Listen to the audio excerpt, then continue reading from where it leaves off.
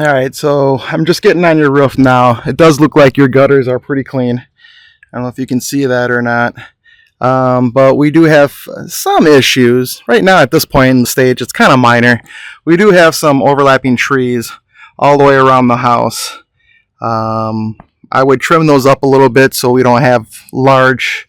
I mean, even the small branch right here, it looks pretty weak. I should say it looks pretty light, but that could be a 200-pound branch right there. And if that falls on the roof, it could actually puncture it. So I would actually trim up some of these trees, but that's not what I wanted to show you here. So we do have roofing that is installed, and we don't have any rain or ice guard, which is usually underneath the eaves of every roof. And we don't have it. And the second thing I want to show you too is that the underlayment underneath should be over this flashing right here. And so what they did is they put the underlayment down first, right? And then they put the flashing right over it. And so, I mean, it seems to be where it's fine. It's not leaking. But I did want to bring up to your attention that the installation isn't correct because how it should be is that you have the flashing that goes on and the underlayment goes right up on top of it. Snow and rain guard goes right here, snow and ice guard rather, and that's how it should be installed. So I'll check to see if your rain drips over here are installed correctly and whatnot. The third thing I want to bring up to you is because we have a lot of vegetation we have a lot of growth all through your roof, all over the place. I don't know if you can see that as good as I can, but it's all over your roof. It's really a hit or miss in who you talk to, but I often found that it does work with 1 gallon of water 1 gallon of water and a cup of bleach, and just let it soak, and then up here just lightly scrub it off. I do find that does work. I do it for my own home, and it doesn't grow back for a few years later. But these branches and these trees and whatnot should be trimmed up a little bit to prevent this from getting any worse. Because once these actually start to grow, you'll start to grow roots into this asphalt. And once it starts to grow roots, at that point it's compromised. Because even if you would wash it off and lightly scrub it, it's going to be a compromised roof. Because those roots will go right through the layers of the asphalt roof, and therefore, if you remove it, you will have a leak. We're up on the roof.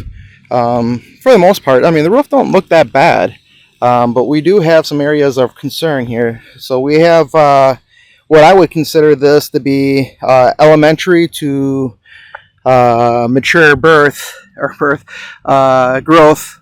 for this mildew. And if I would pull this up, I guarantee that this already has roots growing into it. So even if you would bleach this part and then lightly scrub it, it's going to compromise this part of the entire roof.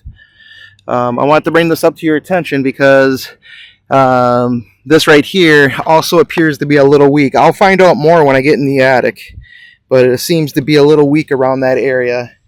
The other concern that I have is that this part of the roof has no kick-out flashing. And I'll show you what I mean. Jump down here. So you have this valley coming down, right? And it's ponding right in here. You can see there's water right here. And what I would recommend doing is putting some kick-out flashing away from the home so it doesn't sit against this corner right here, because that right there going down into the home is your support beam for that corner. So I would recommend going ahead and fixing this by putting some kick-out flashing so when the water comes, it has a diverter. So this is the area of the roof that I was talking about that needs some kind of kick-out flashing coming here and going out and pushing that water around. Apparently this has been a known issue because there's foam shoved into the J channel. And behind the siding here, there is flashing here. And it doesn't feel weak, all right? Not at all. So I don't want to cause too much of alarm. But nonetheless, we live in Wisconsin, so when we have snow and it builds up here, it is going against the siding, and it's better to catch it before there is a problem. But apparently it's been known to maybe perhaps have a problem because there's foam stuffed in here, and it wasn't there by the contractor. It was there after the fact. So there was something going on here. I'll investigate further when I get into the garage and I start looking at the rafters and see what's going on there for further evaluation. Pardon me, I do have my respirator on. I am in the attic. I'm at that corner of the roof where that kickout flashing was. I can't get back in there because there's not a whole lot of room. And from this wire, looks like it's for TV or something, but this is only like maybe 2 feet and I can't really crawl back in here.